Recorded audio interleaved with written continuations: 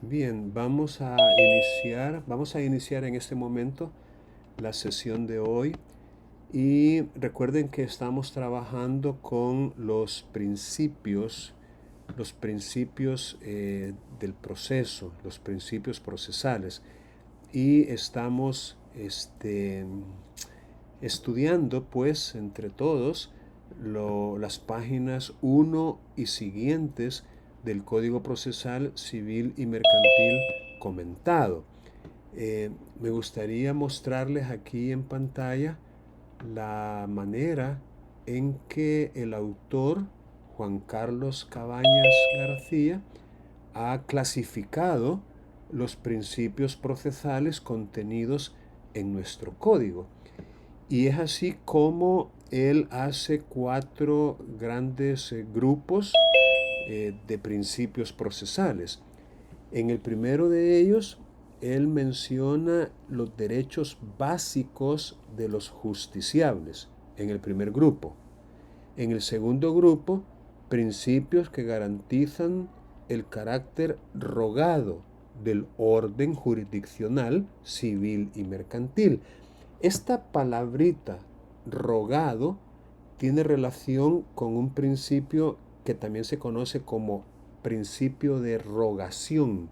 Rogación, justicia rogada, viene de rogar, ruego, eh, pedir, solicitar, suplicar. Es decir, el carácter rogado hace referencia a que de oficio es muy poco lo que el tribunal hará, sino que la mayor parte o la parte más relevante, digámoslo así, tiene que ser a petición de parte. El interés es la medida de la acción. En la medida que se pida, en esa misma medida se va a conceder.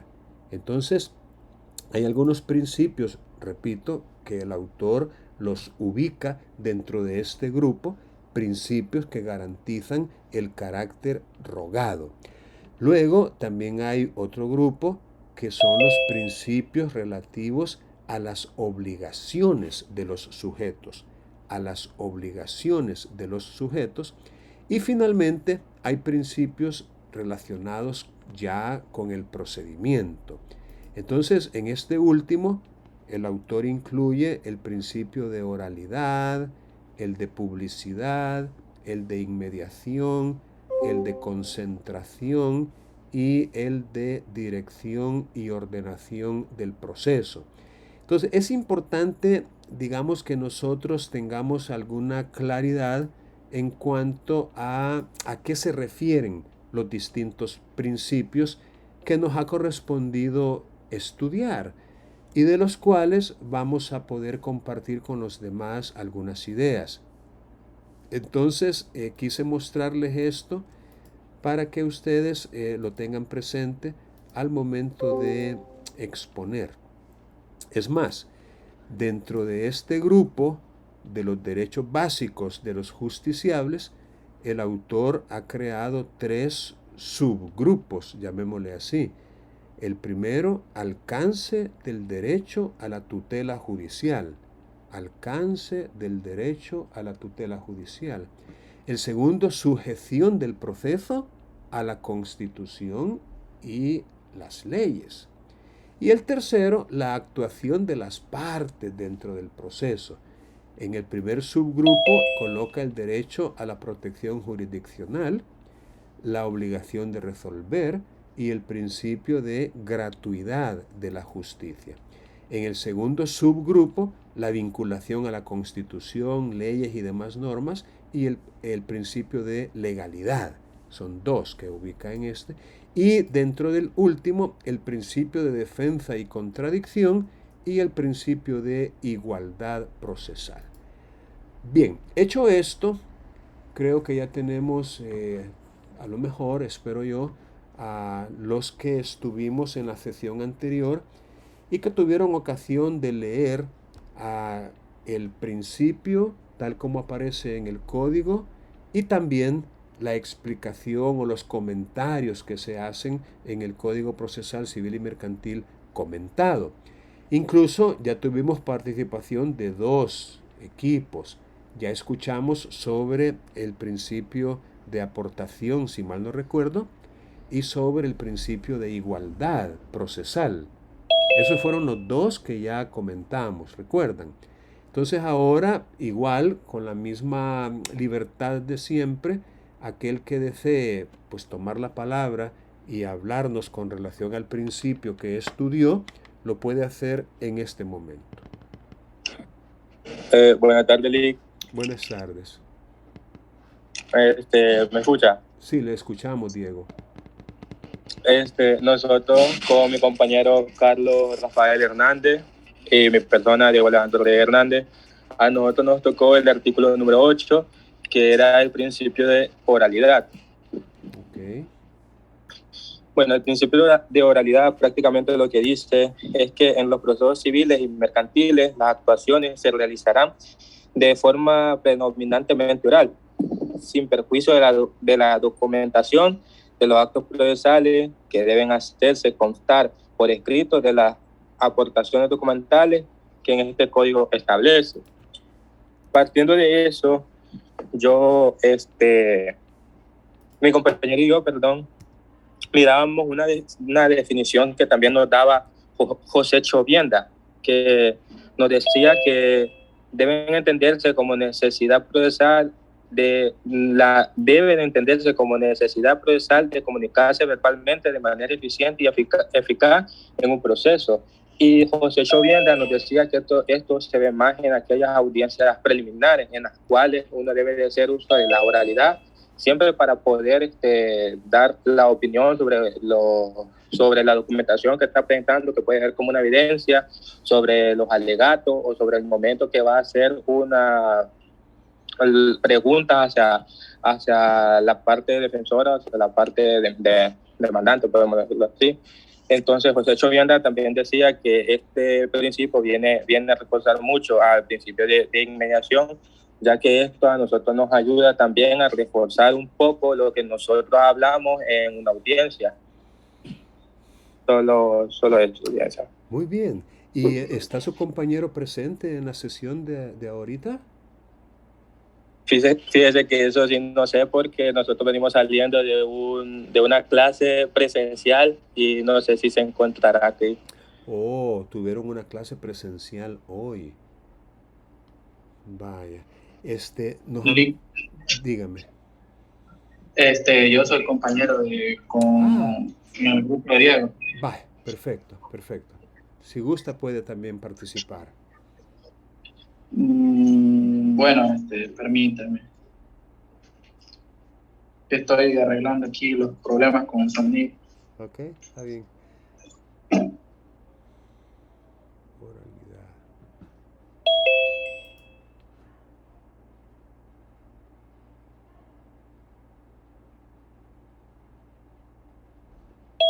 Vamos a ver.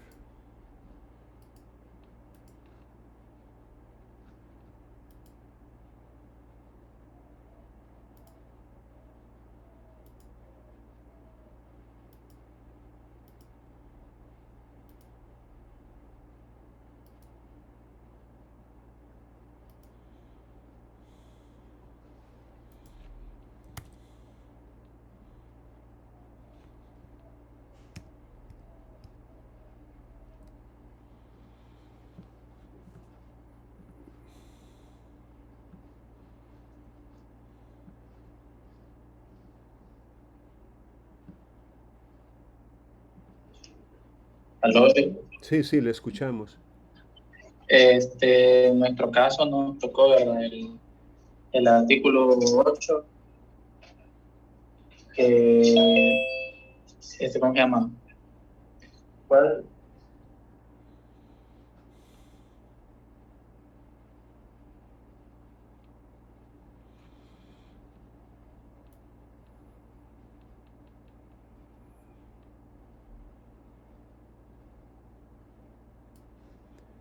Dejamos de oírle. Disculpe, que tenía aquí unos problemas. Bueno, el artículo 8 nos hablaba sobre el principio de oralidad. Entonces, este en sí nos hablaba sobre los procesos, o sea, sobre la oralidad que había en los procesos civiles y mercantiles, ¿verdad? Que nos decía que era algo, que era también algo primordial, ¿verdad? En los procesos, que no solo iban a ser los procesos escritos, sino que también se tenía que usar, o mejor dicho, se tenían que haber oralidad en estos procesos. Eh, También en una parte en lo que era el Código Procesal Civil y Mercantil, que era comentado, nos dice que cuando haya oralidad, se dará también se tiene que haber un registro de esta oralidad, ya sea por escrito, con grabaciones, etcétera. Y que esto lo venía hablando esto parecía de que se tenía que grabar la oralidad en los artículos 205 y 206 del código también. Ujú. Ok. Perfecto. Vaya. ¿Algo más que deseen agregar como equipo?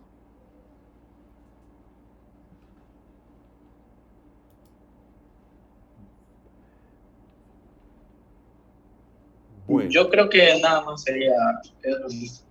Ok, muchas gracias.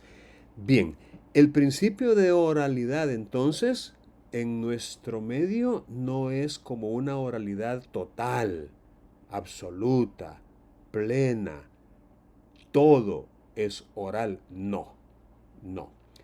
Es predominantemente oral, como dice el código. O sea, las actuaciones se van a realizar de manera predominantemente oral. En otras palabras, podemos decir que algunas actuaciones son orales, pero otras siguen siendo escritas. Y en el código comentado se nos mencionan algunos ejemplos. La demanda en los procesos declarativos, la interposición de recursos, la solicitud de medidas cautelares, la solicitud de ejecución forzosa. Estos serían algunos ejemplos de actuaciones que todavía siguen siendo escritas y que no se podrían admitir de manera verbal. Como repito, una demanda en un proceso declarativo tiene que ser escrita. La interposición de los recursos tienen que ser por escrito. La solicitud de medidas cautelares, la solicitud de ejecución forzosa. Ahora bien, hay también, y lo dice el código, hay aportaciones documentales que se establecen en el código. Es decir, pruebas que desfilan, que se ofrecen, que se admiten, que se producen, que se valoran dentro de un proceso.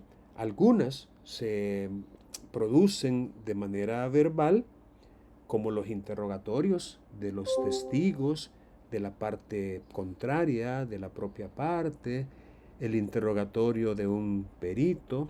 Es decir, esos son orales y se hacen precisamente en audiencia oral y pública.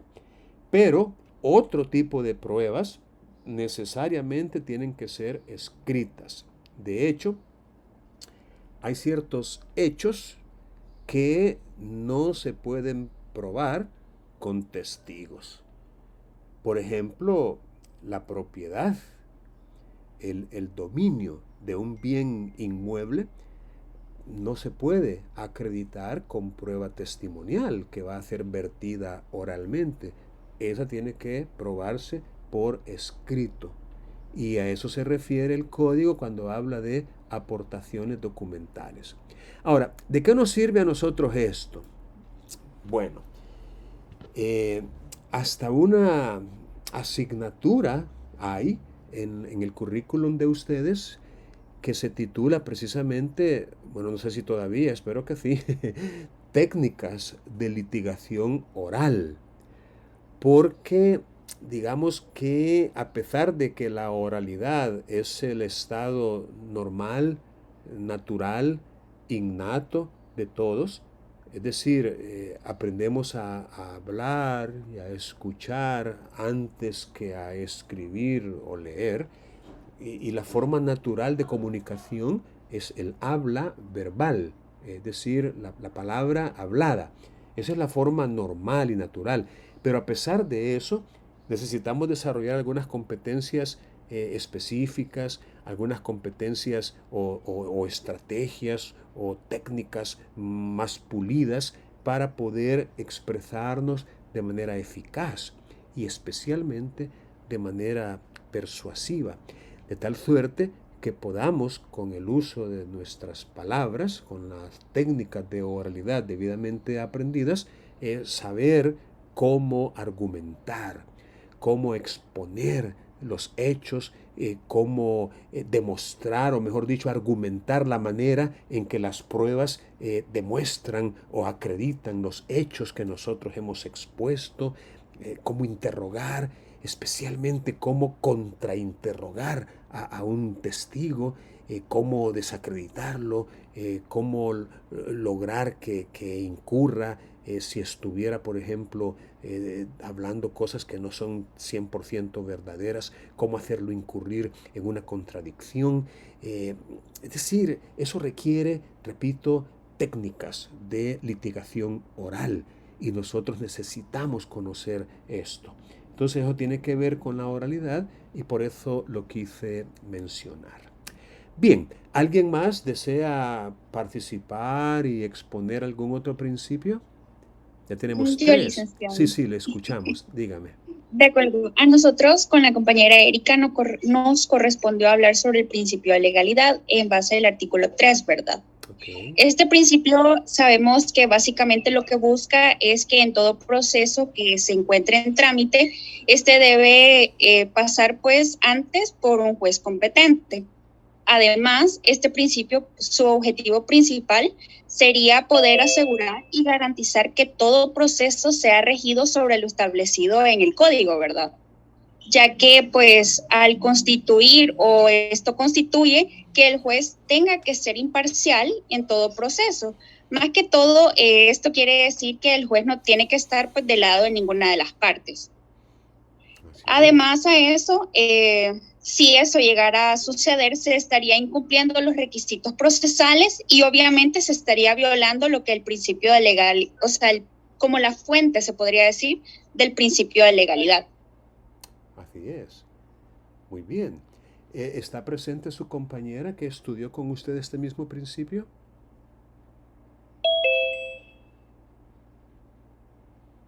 Yo creo que ella no está presente, licenciado. Ok. Bien. Entonces vamos a, digamos, a ver qué nos dice al respecto también el autor. Solo déjenme tratar de encontrar, como él los tiene diseminados, vamos a ver dónde encontramos el principio de legalidad. Igualdad procesal, legalidad, aquí está. Ok, vamos a ver si podemos hacer referencia a este principio. Principio de legalidad. Vaya, hay obviamente un código procesal civil y mercantil que de alguna manera establece, obviamente en forma previa, los actos del proceso. La idea es que no se puedan relajar o dejarse de aplicar esas reglas, ni tampoco modificarse, transformarse, acomodarse o excepcionarse a voluntad de las partes o en el peor de los casos del juez. Es decir, el principio de legalidad trata de asegurar que el proceso se tramite de conformidad con la ley. Por eso se llama así, principio de legalidad. Hay un código, hay procedimientos, hay formalidades, hay reglas, hay pautas, directrices, principios de los que estamos estudiando. Es decir, entonces no puede válidamente ningún sujeto procesal venir y querer omitir o agregar o alterar o modificar lo que ya está previamente establecido. Eso tiene que ver, obviamente, con el principio de seguridad jurídica también que debe prevalecer, porque por eso es que uno está, ustedes y yo, estudiando el código. Y los jueces también lo han estudiado previamente y se supone que eso es lo que los rige, lo que los regula. Entonces,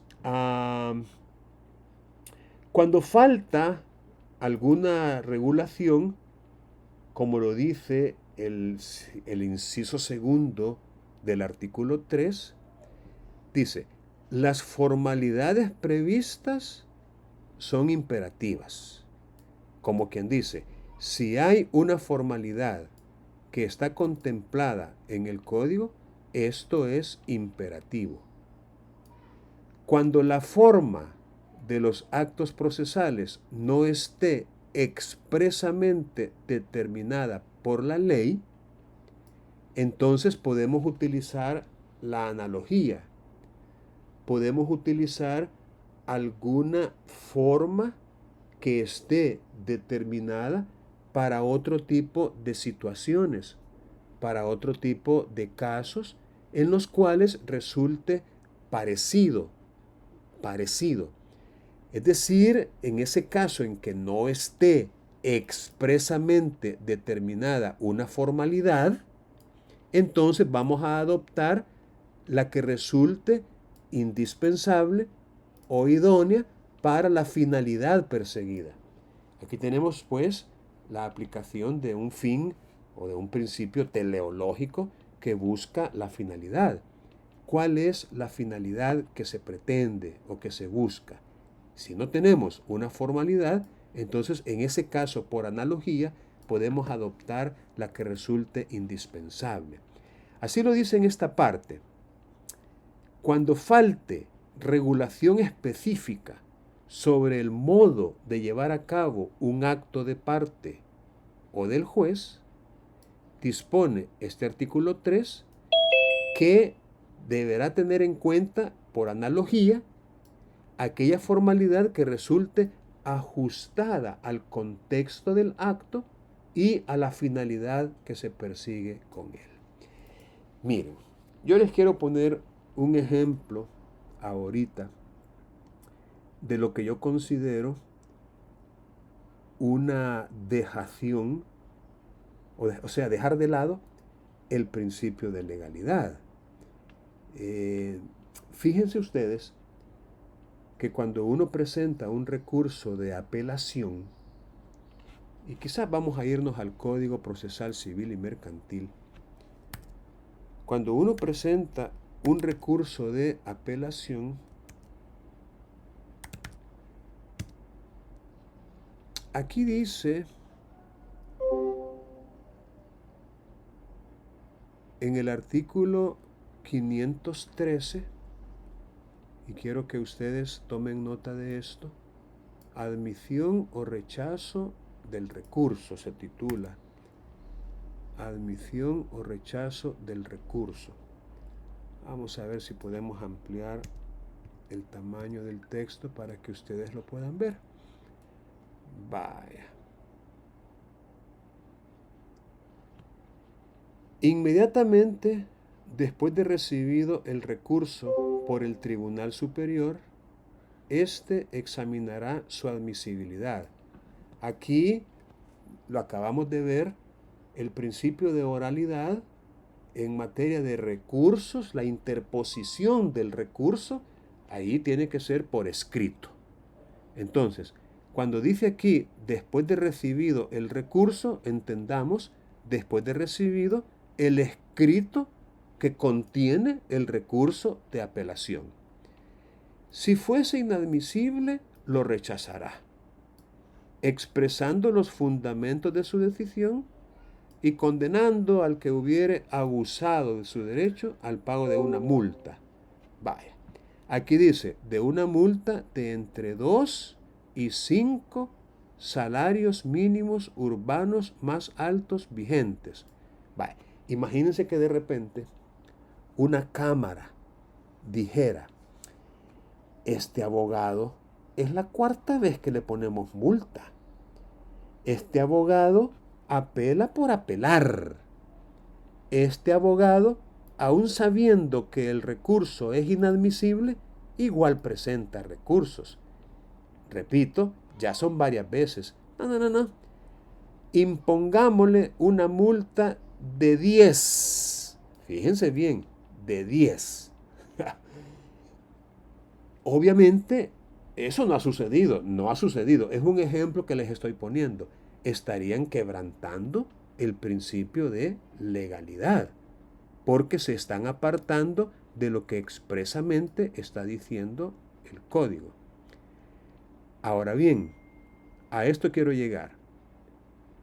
Admitido el recurso, es decir, si la Cámara considera que el recurso está bien presentado, está bien fundamentado, está por parte que es legítima, o sea, legitimada, se expresó el agravio que causó la resolución impugnada, se presentó en tiempo, etcétera, etcétera, y lo admite.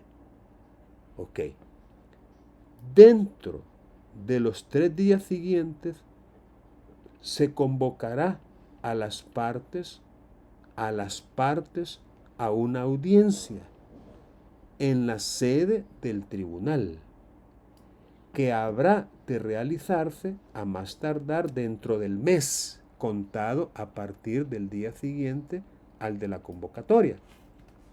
O sea, lo que les quiero explicar es que aquí tenemos un procedimiento, una forma de proceder, una formalidad expresa, clara. Ahora, ¿qué sucedía?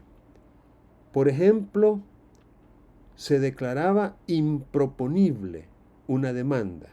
Fíjense bien, se declaraba improponible una demanda y se apelaba de ella. Al principio, las cámaras convocaban a esta audiencia, pero ¿qué resultaba?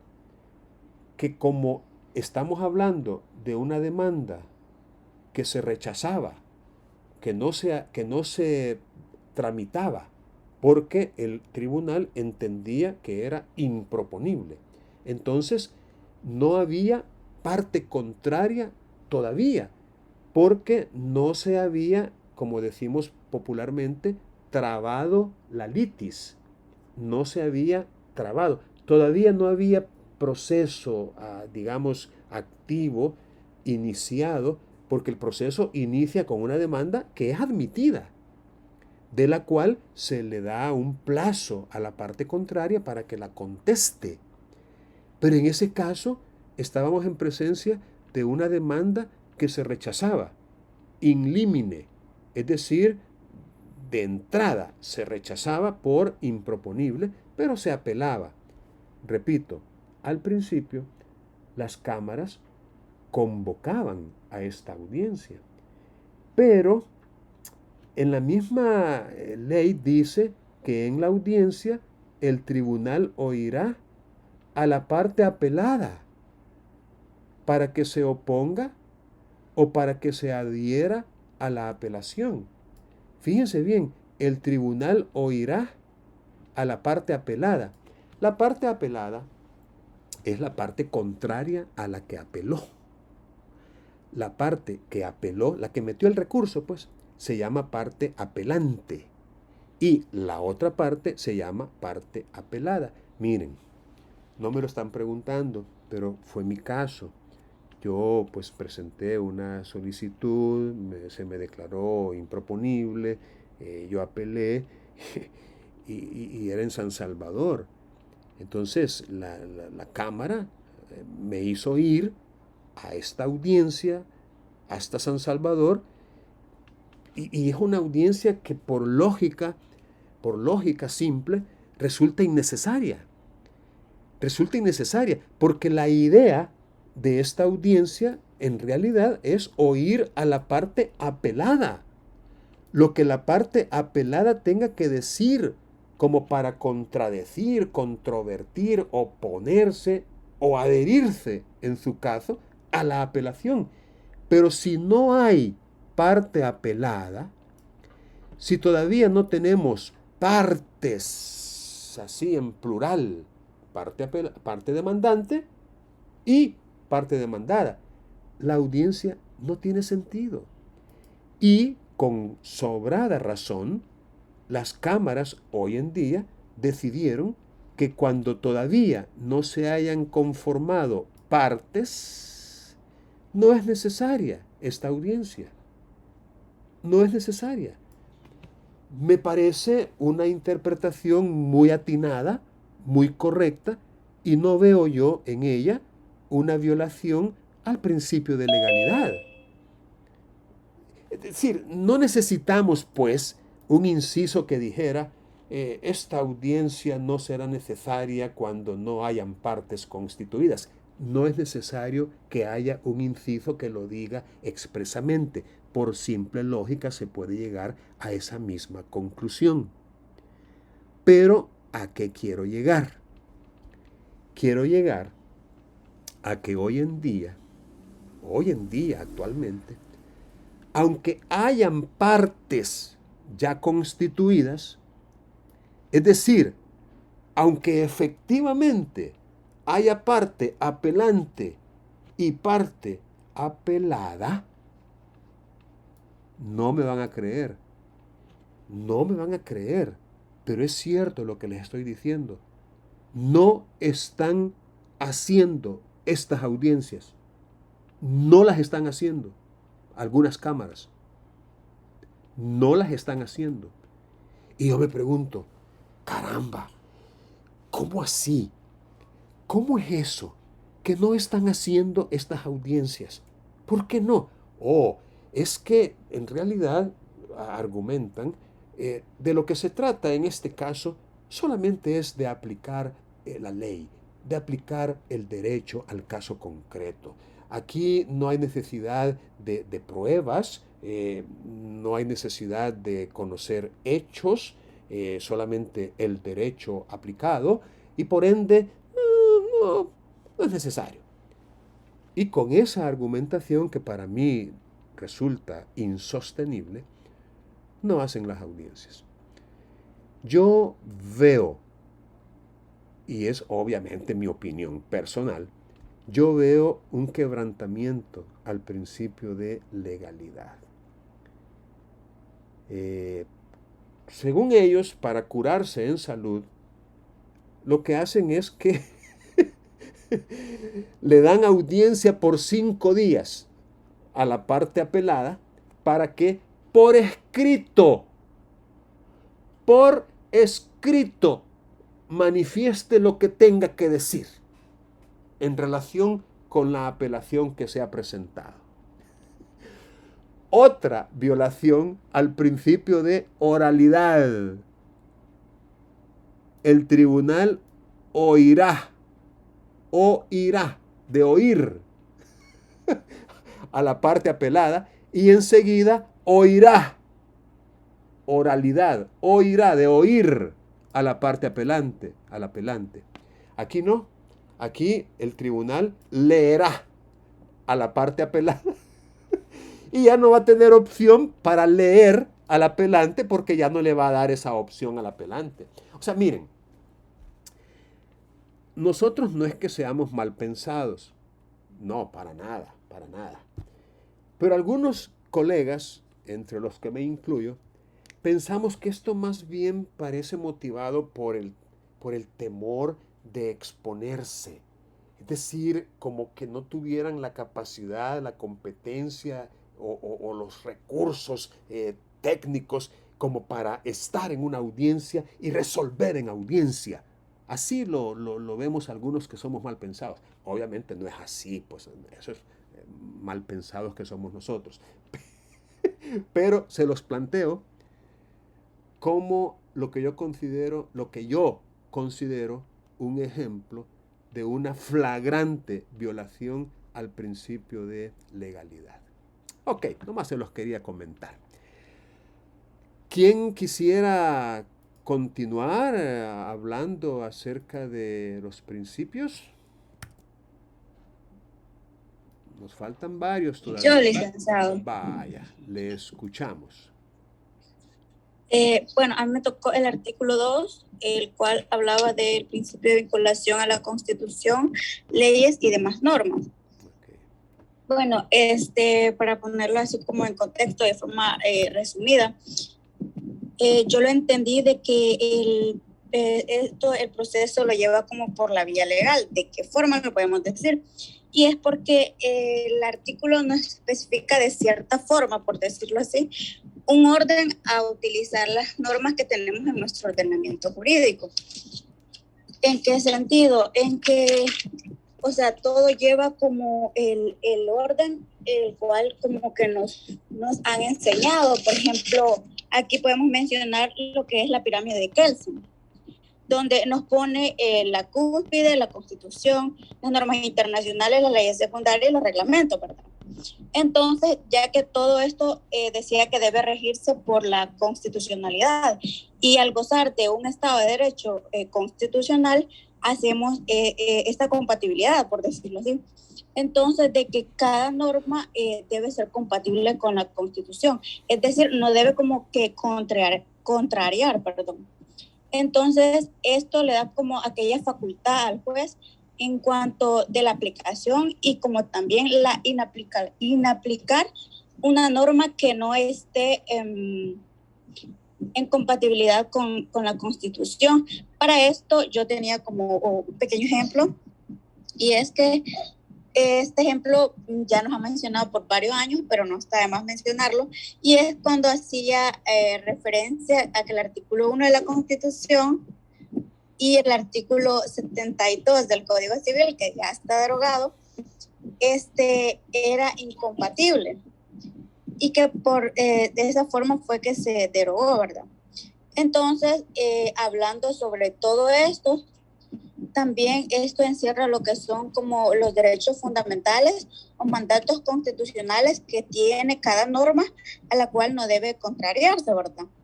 Entonces, hablando sobre todo esto y llevando el orden cronológico, también hablaba sobre lo que era la licitud de la prueba y que todo esto debe ser legítimo y, como ya lo hemos conocido, no debe violar ningún derecho ni que sea contrario a las libertades que nosotros podemos tener.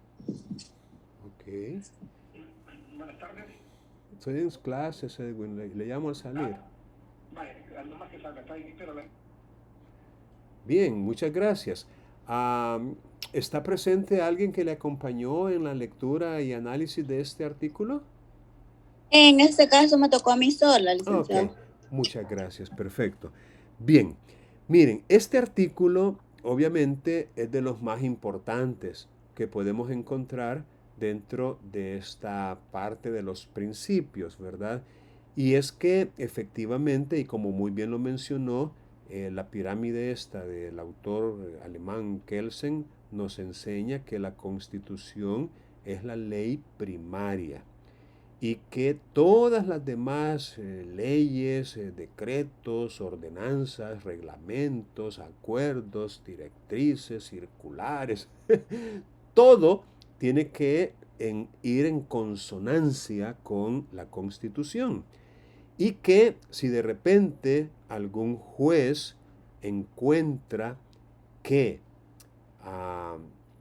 hay, como quien dice, alguna norma secundaria de cuya validez dependa la tramitación de cualquier proceso, fíjense bien, la tramitación o el fundamento de las decisiones que adopten, si el juez entiende que esa norma contradice la normativa constitucional, entonces, en resolución debidamente motivada, la debe declarar inaplicable.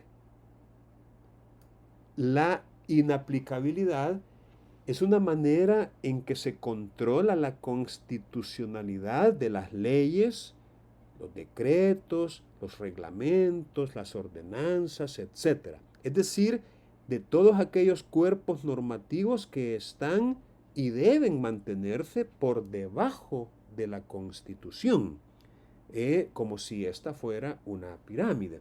Entonces, de alguna manera, los jueces están no solo facultados, sino obligados. Porque aquí no dice que podrá declarar la inaplicabilidad, le ordena hacerlo, la declarará inaplicable. Eso sí, no de manera antojadiza, sino que debe ser en resolución debidamente motivada. Y en esa resolución debe consignar la disposición expresa y específica cuya inaplicabilidad se declara, y también el derecho, el principio o el valor constitucional que considera infringido y las razones específicas que fundamentan esa decisión. ¿Por qué o de qué manera esa norma secundaria quebranta, desconoce o viola flagrantemente el derecho, principio o valor constitucional? Ahora, yo quiero, vamos a ver qué dice el autor en la explicación, a ver si lo podemos encontrar, porque me gustaría plantearles un pequeño ejemplo muy práctico de esto. Vaya, aquí dice el autor que el juez de la causa está facultado para inaplicar. Ahora bien, esta decisión que tome el órgano judicial de inaplicar no tiene un alcance erga omnes, es decir, como no es el tribunal constitucional, ya que el único tribunal facultado para expulsar del ordenamiento jurídico una norma secundaria que es contraria a la Constitución es la sala de lo constitucional de la Corte Suprema de Justicia.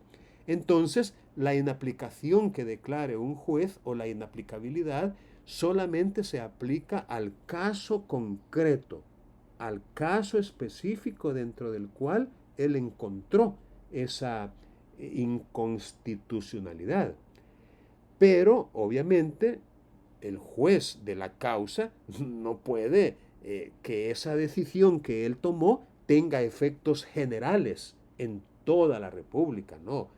Por ello, en la ley de procedimientos constitucionales hay una norma en cuya virtud hay que enviar a la sala de lo constitucional la decisión que el juez ordinario tomó para iniciar un proceso constitucional de inconstitucionalidad.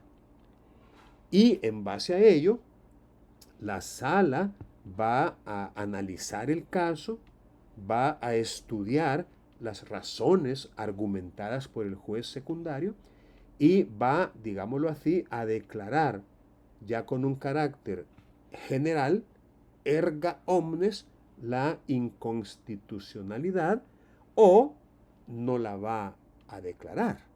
Es decir, la sala podría compartir los argumentos del juez o podría no compartirlos. Miren, vamos a hacer durante tan solo 10 minutos una pequeña pausa y durante esta pausa ustedes van a venir a la semana 2 aquí en Canvas, a la semana 2, y yo acabo de colocar 2 sentencias en la parte inferior. Acabo de colocar 2 sentencias, la 9536C y la A0C28. Déjenme ver cuál es la que van a leer en 10 minutos ahorita, lo que logren leer durante 10 minutos. Van a leer la A0C28, 18-2003. Vaya, van a leer la última, la que está abajo, esta. 10 minutos para que la puedan leer. Voy a poner una pausa aquí en la grabación durante 10 minutos para que puedan leer, repito, la resolución A0C28. ¿De acuerdo? 10 minutos para leerla.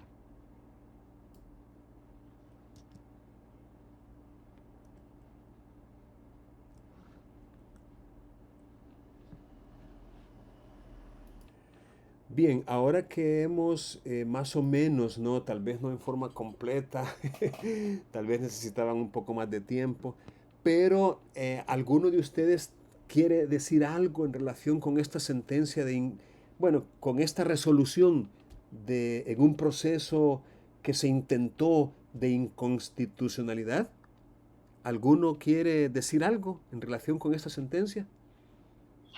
Buenas tardes, licenciado. Buenas tardes, le escuchamos. Fíjese que precisamente a mí me tocó el día de ayer hablar sobre ese artículo, Okay. el artículo 14. Okay. Ya que a mí me tocó en la sala 14 y precisamente iba a hablar de esa sentencia, ya lo tenía preparado, pero ha quedado como anillo al dedo, por eso pido permiso para hablar de eso. Perfecto. En este caso, el artículo 14 lo que nos habla es que el jueza, tiene la facultad de reordenar el proceso, la vía procesal, conforme a cómo debe ir según el derecho. ¿Qué significa esto?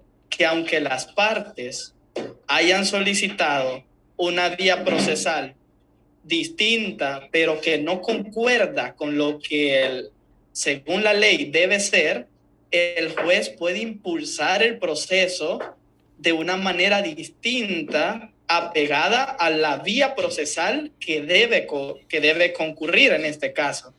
Espero no equivocarme, pero realmente en esta sentencia lo que se trata es de declarar inconstitucional una decisión tomada por una jueza, la cual, como podemos ver en la resolución final, no terminó ocurriendo, no se terminó declarando inconstitucional.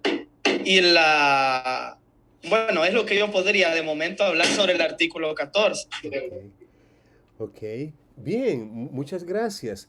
Efectivamente, tal como lo vemos en pantalla, el artículo 14 de nuestro código menciona un principio de ordenación del proceso en cuya virtud será el juez quien ejercerá la dirección del proceso, y en ese sentido él no es un espectador pasivo, sino que él tiene que ser activo, un protagonista, pero ojo, en cuanto a la dirección del proceso.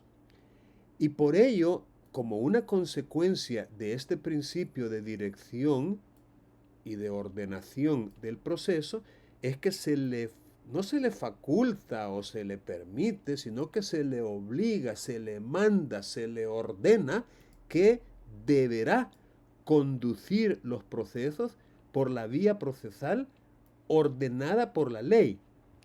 Principio de legalidad. No obstante que la parte incurra en error. Les explico.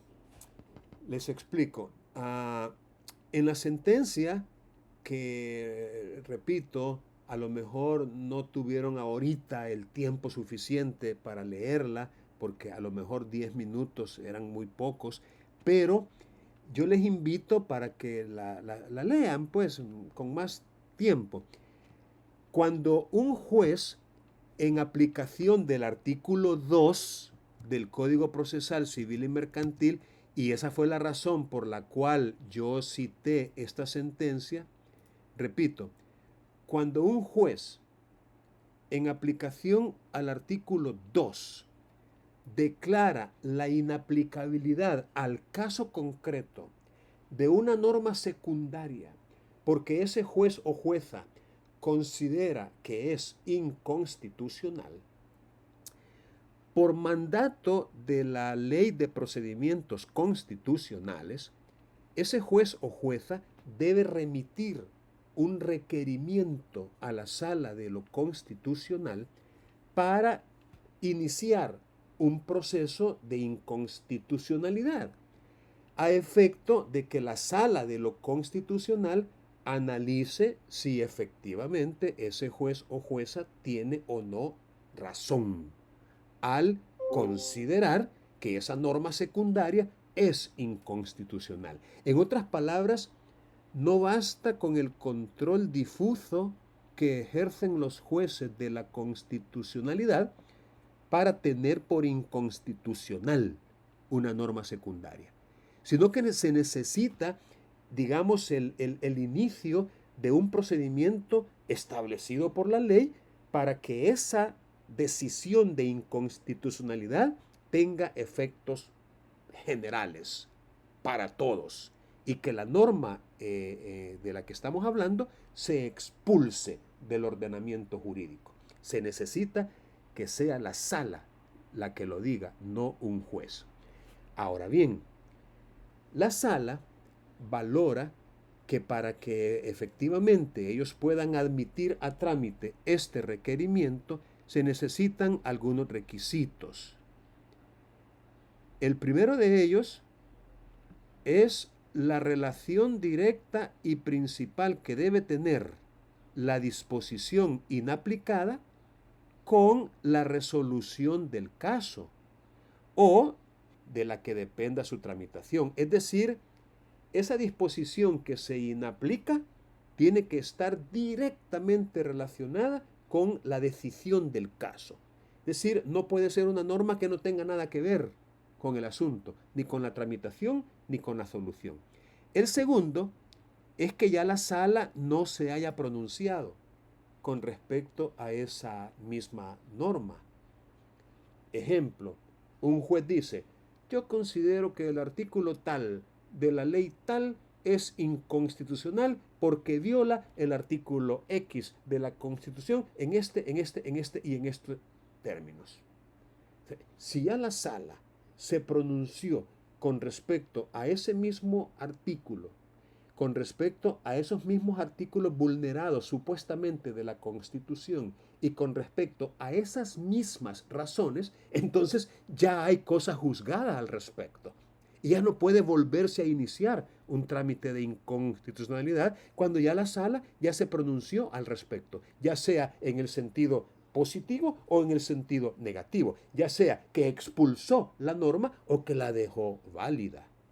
Entonces, tiene que haber pues una inexistencia de pronunciamiento por parte de la sala.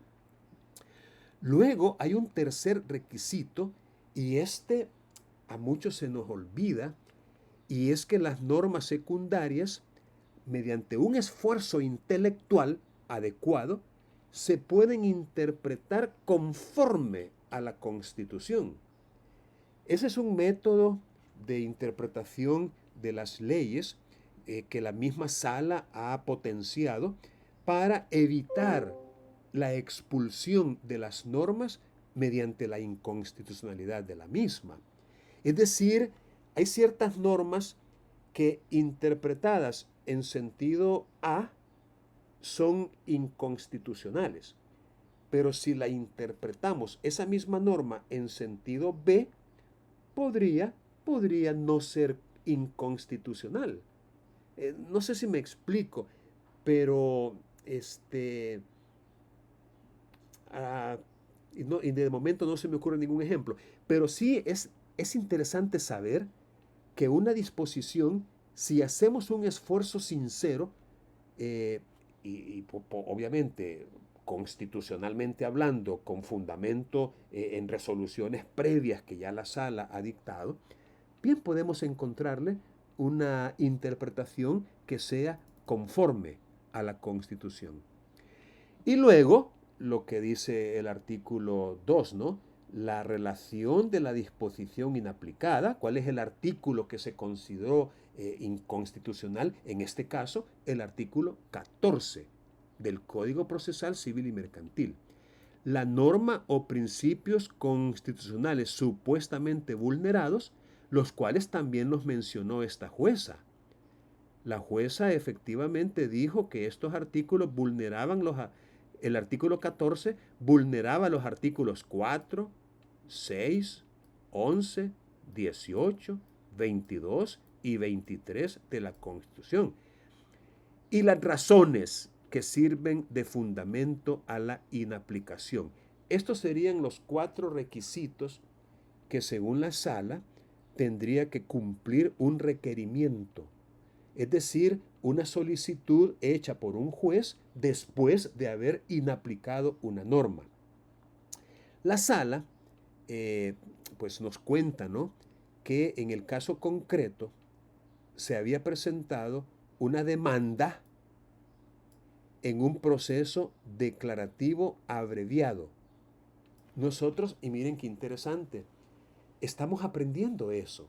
Ahorita mismo estamos aprendiendo eso.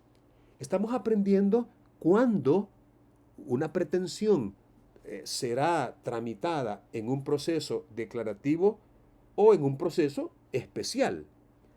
O cuándo, ¿por qué no? No es un proceso el que habría que iniciar, sino diligencias de jurisdicción voluntaria. Y si lo que hay que iniciar es un proceso declarativo, ¿cuándo tiene que ser común y cuándo tiene que ser abreviado? En el caso concreto que estamos estudiando mediante esta sentencia, el litigante presentó una demanda en un proceso declarativo abreviado de cancelación de presentaciones registrales. Pero para la jueza ¿de dónde era? Delgado. Hay un lugar en San Salvador que se llama Ciudad Delgado, departamento de San Salvador. Para la jueza de Ciudad Delgado, aquí no había contención. Y cuando no hay contención, entonces no es un proceso el que se tiene que iniciar, sino diligencias de jurisdicción voluntaria. Entonces, como no había contención, la jueza así razonó, hay ausencia de contención. Por ello, la vía procesal invocada no es un proceso declarativo. Ahora bien, el artículo 14, de haberlo aplicado, le ordenaba a la jueza aplicar el artículo 17 a esa solicitud, no llamarle demanda, llamarle solicitud y decir en auto que se le iba a dar el trámite de diligencias no contenciosas, o sea, diligencias de jurisdicción voluntaria. Algo así como quien dice, el suscrito juez o la suscrita jueza considera que la parte demandante, así entre comillas, ha incurrido en un error al presentar una demanda en un proceso declarativo abreviado, ya que para la suscrita juez aquí no hay contención, y al no haber contención lo que procede no es un proceso declarativo, sino diligencias de jurisdicción voluntaria, por lo cual este será el trámite que se le va a dar a la solicitud en base al artículo 14. Eso es lo que la jueza tenía que haber hecho. Pero en vez de ello, dijo, no, yo no tengo por qué darle a la pretensión contenida en esa solicitud un trámite distinto al que el litigante ha invocado. Si yo lo hago, estoy violentando su libertad. Parece que menciona el concepto de libertad. Es más, la sala, entre comillas, pone lo que dijo la jueza. La jueza dijo que ve con suma preocupación la facultad conferida a los jueces. En otras palabras, la jueza consideró que dentro de un escrito, ya sea de demanda o de solicitud, hay la materialización de la voluntad de la parte actora. Y que si el juez modifica o convierte esa voluntad de iniciar un proceso declarativo con iniciar diligencias de jurisdicción voluntaria, según la jueza, estaría rompiendo el deber de imparcialidad y de probidad que le exigen la Constitución y las leyes y afectando el derecho de libertad de las partes, ya que una de las manifestaciones de ese derecho es precisamente el libre planteamiento de la pretensión en la demanda y que eso el tribunal tiene que tutelarlo y que lo único que el tribunal debería hacer es rechazar o admitir y punto. Ese, repito, era el pensamiento de la jueza contenido en su resolución. Algo así como quien dice, para mí, esa facultad del artículo 14 es inconstitucional porque no solo quebranta el deber de imparcialidad y de probidad que yo tengo como jueza, sino también el principio de legalidad y el derecho a la libertad de las partes. Habría para la jueza una evidente intromisión al deber que tienen los gobernados de cumplir con la ley, ya que, bien o mal, la manifestación del ciudadano en la demanda no puede ser modificada por el juzgador. O sea, la jueza entendió que era como cambiar la pretensión, es decir, como una intromisión injustificada o no autorizada en la esfera de acción del justiciable. Yo no tengo por qué meterme en ello, estaría infringiendo el principio de legalidad. Obviamente, otra vez, según la jueza. Entonces, vamos a dejarlo hasta acá y les invito a que continúen con la lectura de esta sentencia porque es muy interesante y relaciona en ella varios principios. Ya vimos el principio de legalidad, el principio de dirección y ordenación del proceso, el principio de imparcialidad, probidad y también el principio de sujeción a la Constitución, ¿verdad? Porque esa es la razón por la cual yo traje a cuenta esta sentencia. Así que les pido que lean esto porque, repito, tiene relación con los principios que estamos estudiando y su resolución final, como dijo el colega, pues no acompañó, digámoslo así, las argumentaciones de la jueza y no aperturó el trámite de inconstitucionalidad porque consideró la sala de que no se habían cumplido con los requisitos que ya antes mencioné para que se le pudiera dar, digamos, seguimiento a ese requerimiento de inconstitucionalidad.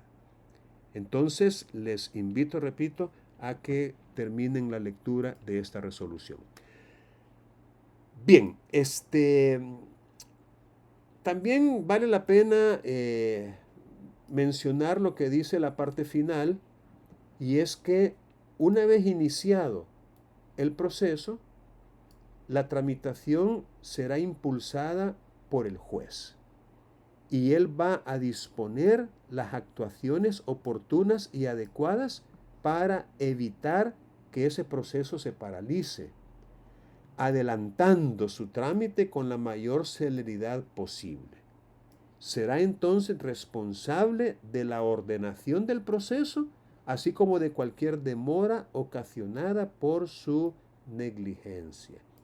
Esto es muy interesante porque básicamente es una forma de combinar el principio dispositivo con el principio de oficiosidad, que es el opuesto al principio dispositivo. Es decir, como que el principio dispositivo tiene algunos aspectos en los cuales entra en juego, pero en otros aspectos no. Porque miren, esto que tengo marcado yo aquí, y que es el inciso final del artículo 14, es pura oficiosidad. O sea, aquí usted no tiene que pedirle al juez que impulse la tramitación del proceso. Eso es un deber de él hacerlo. Y será responsable de cualquier demora si es negligente en ello. Entonces, aquí, repito, hay oficiosidad, pero no nos confundamos en el sentido de que esto es iniciado el proceso, la iniciación del proceso e incluso la continuación, la permanencia del proceso, la parte puede disponer de él. O sea, a pesar de este impulso oficioso que los jueces le pueden dar, si de repente el demandante viene y dice, mire señor juez, ya no quiero continuar con este proceso, desisto del mismo.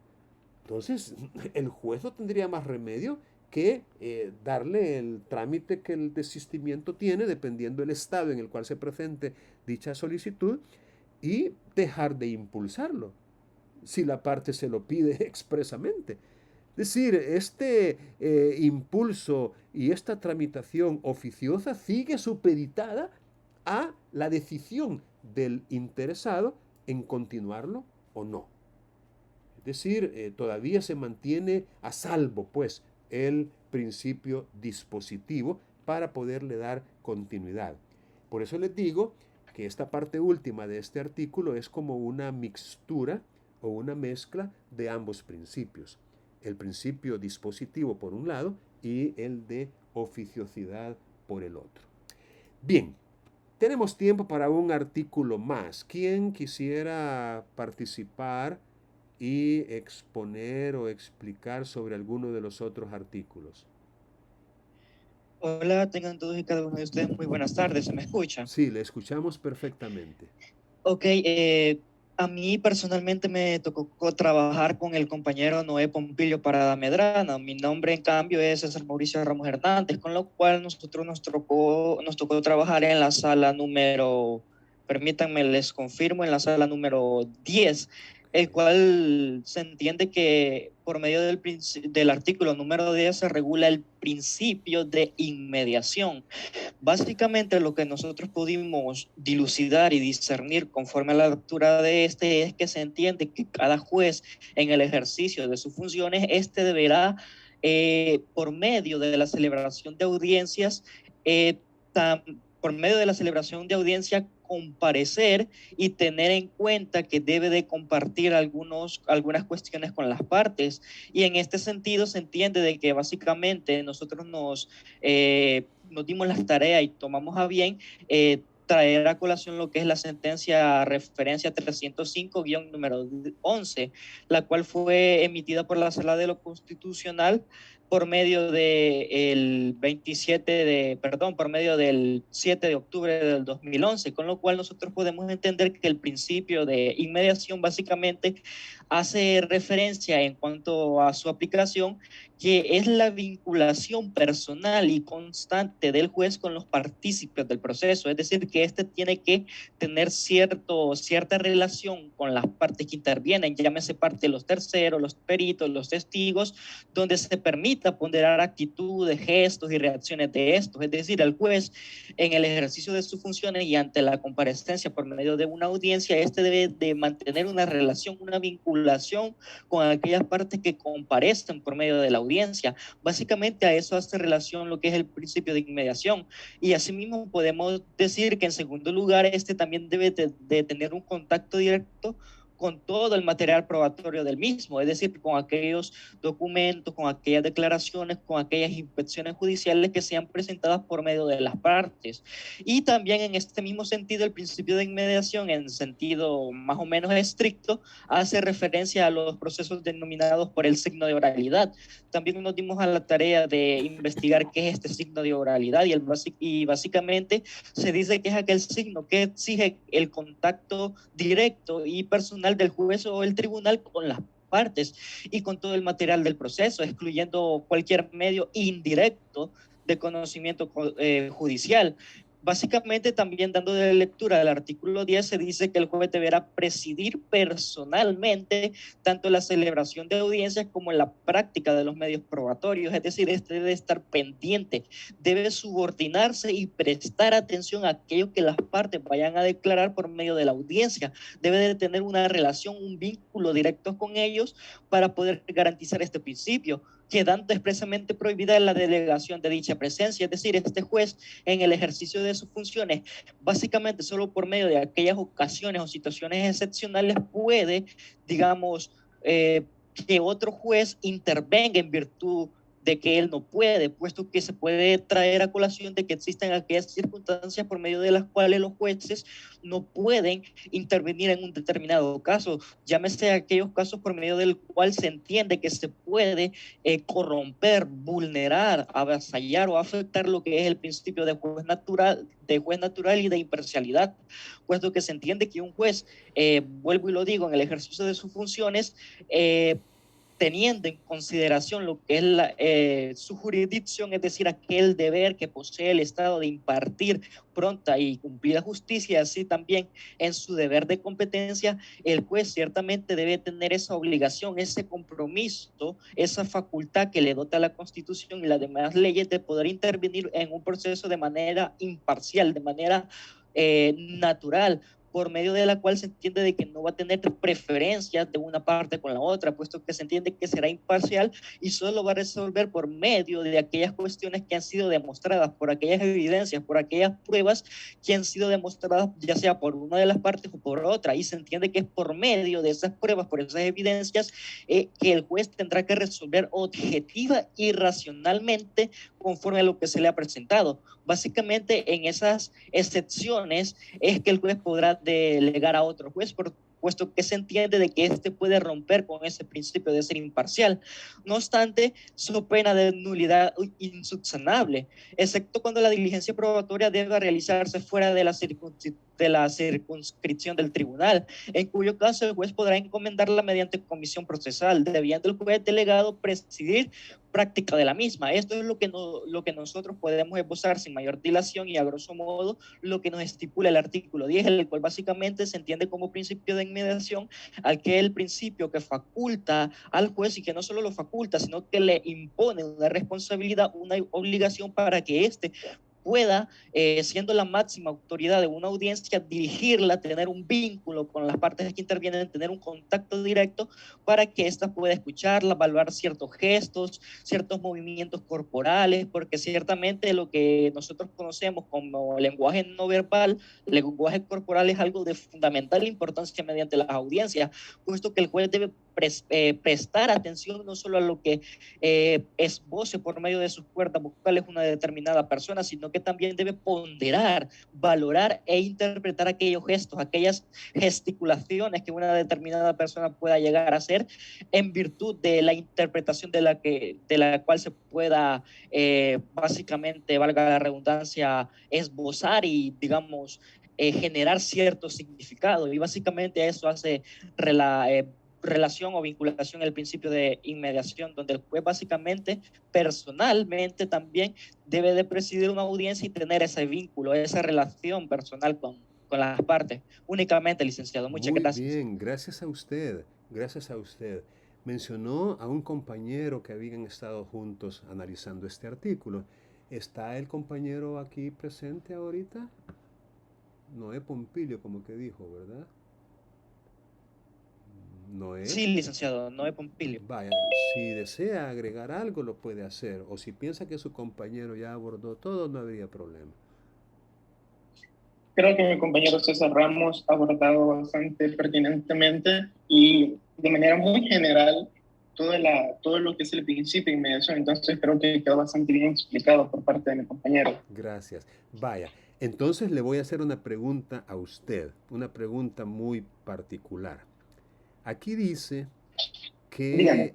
sí, aquí dice en la parte final del artículo que cuando la diligencia probatoria deba realizarse fuera de la circunscripción del tribunal, entonces el juez podrá, aquí es potestativo, podrá encomendarla mediante comisión procesal a otro juez, ¿verdad? Eso sí, el juez a quien le ha comisionado tendría que presidir la práctica de la misma. Como quien dice que la inmediación subsiste, pero ya no en el juez de la causa, sino en el juez delegado, el juez a quien le comisionó. Esto cuando la diligencia probatoria deba realizarse fuera de la circunscripción del tribunal. Miren, en la práctica, la diligencia probatoria más común que se realiza fuera de la circunscripción del tribunal es un reconocimiento judicial de un inmueble, que antes se conocía como inspección judicial. Hoy se le dice reconocimiento judicial, pero es lo mismo, la famosa inspección personal del juez. Les pongo un ejemplo. Allá en Santa Tecla tiene su domicilio una entidad que va a ser demandada por X razón por algo que se hizo en un inmueble que está ubicado aquí en San Miguel. Entonces, como parte de las diligencias probatorias, se ha propuesto el reconocimiento judicial de ese inmueble. Pero el juez de la causa es el juez de lo civil de Santa Tecla. Entonces viene el juez de Santa Tecla y en base a este artículo 10, parte final, dijo, como esto se va a hacer fuera de la circunscripción del tribunal, entonces voy a delegar la práctica de ese reconocimiento a un juez allá de San Miguel. Yo les pregunto, ¿usted ve que esto está bien? ¿En verdad se mantiene el principio de inmediación o se rompe? Recuerde, ese reconocimiento, quien va a ir al inmueble, quien va a ver lo que hay dentro de él, quien va a tomar las medidas, qué sé yo, a sentir lo que en un inmueble podría sentirse, el viento, la brisa, la visibilidad, todo lo que hay que hacer en un reconocimiento, no será el juez de la causa, sino otro juez. Mi pregunta es, ¿les parece bien? ¿Es acertado lo que hizo el legislador? ¿Es a veces lo único que se puede hacer? ¿Cómo vamos a seguir a un juez de la Unión a Santa Ana, por ejemplo? No, pobrecito, se va a maltratar en el camino. No sé, ¿qué piensan?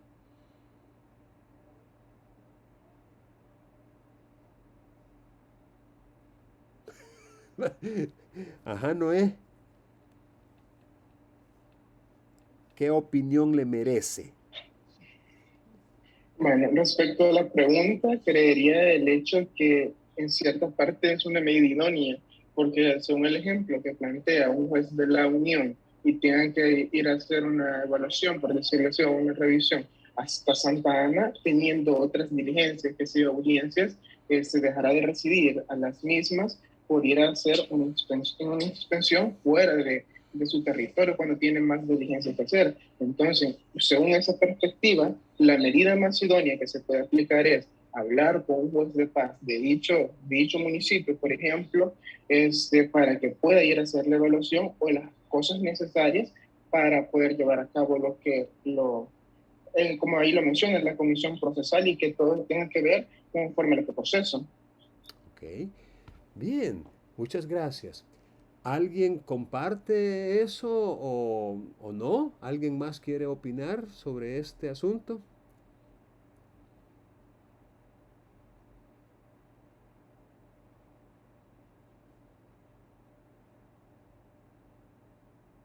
¿No? Bueno, entonces yo les voy a dar mi opinión personal al respecto. Yo pienso que el principio de inmediación sí se ve conculcado. Es decir, pienso que esta facultad, esta potestad, ese de que podrá encomendarla, me parece que no debería autorizarse al juez para que encomiende una diligencia probatoria, eh, como quien dice, delegándola a otro juez. Yo creo que un juez, y quizás aquí podría hasta caer mal yo, pero un juez consecuente con su función, un juez responsable, un juez que entienda lo que el principio de inmediación significa, no debería hacer esto. Afortunadamente es potestativo, podrá.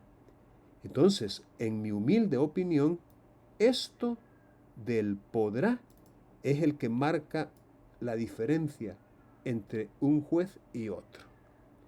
Para mí, el juez que basándose en esta facultad delega diligencias probatorias en otros jueces, para mí no es un juez que, ¿por qué no decirlo? Aquí entre nos, no se lo vayan a decir a otros, no merece, digamos, aquella estima o aquel respeto o aquella consideración que podría merecer alguien que, entendiendo lo que el principio de inmediación significa, hace el esfuerzo, el sacrificio por hacerlo él personalmente.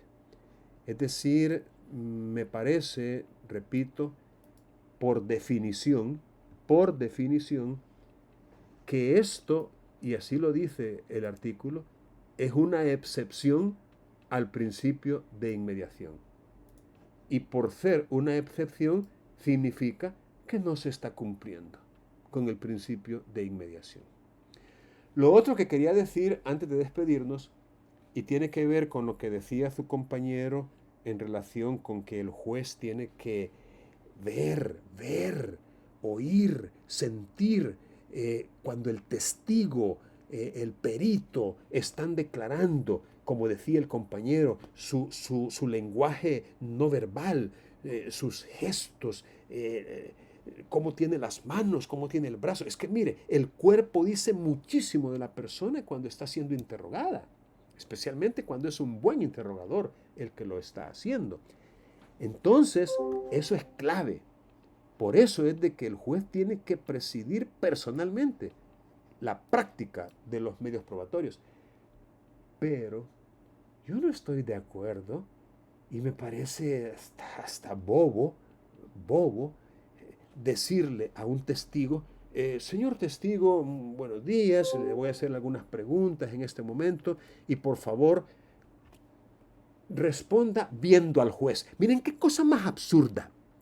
¿De dónde habrá salido eso? Eso para mí es un entuerto. Cuando responda, dirija su mirada al señor juez. Y entonces tenemos a un testigo que está así viendo al juez y el abogado como que dice a un lado haciéndole preguntas y el testigo no mira al abogado, sino que siempre está mirando al juez. Honestamente, eso yo no lo veo tampoco que sea recomendable o sano. Ya preferiría yo desplazarme en audiencia y si fuera posible colocarme ahí cerquita del juez para que tengamos un mismo ángulo visual e interrogar al testigo de tal manera que el juez también pueda ver. Pero es un diálogo entre el testigo y yo. O sea, yo estoy viendo al testigo y el testigo me está viendo a mí al contestar. Claro, el juez también es necesario que vea, pero no es necesario darle vuelta a la silla, hombre, para que el testigo esté viendo al juez y usted interrogando. Eso, repito, yo lo veo bastante fuera de lugar. Bueno, jóvenes, lamentablemente se nos fue el tiempo y necesito yo detener la grabación.